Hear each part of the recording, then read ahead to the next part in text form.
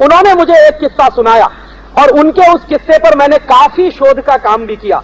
उन्होंने कहा, तुमको मालूम नहीं है, इस देश में अंग्रेजों ने जब एजुकेशन सिस्टम शुरू किया था तो ये अंग्रेज थे जिन्होंने डिग्री के साथ इंटेलेक्ट को जोड़ना शुरू किया। और अंग्रेजों के जमाने का यह नियम था कि अगर आप अंग्रेजों के इंस्टीट्यूट से पढ़कर और डिग्री लेकर नहीं निकले हैं तो आपका रिकॉग्निशन नहीं होगा।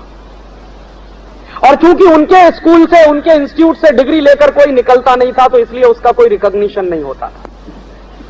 तो हर एक आदमी को उनके इंस्टीट्यूट में जाना ही पड़ता था डिग्री लेने के लिए। और दूसरी बात क्या थी?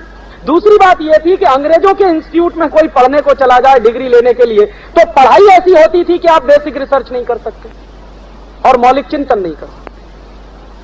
आप उस इंस्टीट्यूट के बाहर रह के मौलिक चिंतन कर सकते हैं, लेकिन आपके पास डिग्री नहीं है तो आपका रिकॉग्निशन नहीं है। और आप अगर बेसिक चिंतन करना चाहते हैं, मौलिक चिंतन करना चाहते हैं, तो आपको अंग्रेजों के जमाने में डिग्री की जरूरत है।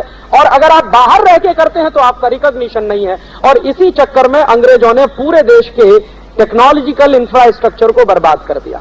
ये एक दिन यशपाल जी ने मुझको कहा, तो मैंने कहा, आप क्या कह रहे हैं? तो उन्होंने कहा, मैं जो कह रहा हूं बहुत सीरियस कह रहा हूं कि मेरे देश का टेक्नोलॉजी का जितना इंफ्रास्ट्रक्चर था वो अंग्रेजों ने बर्बाद कर दिया।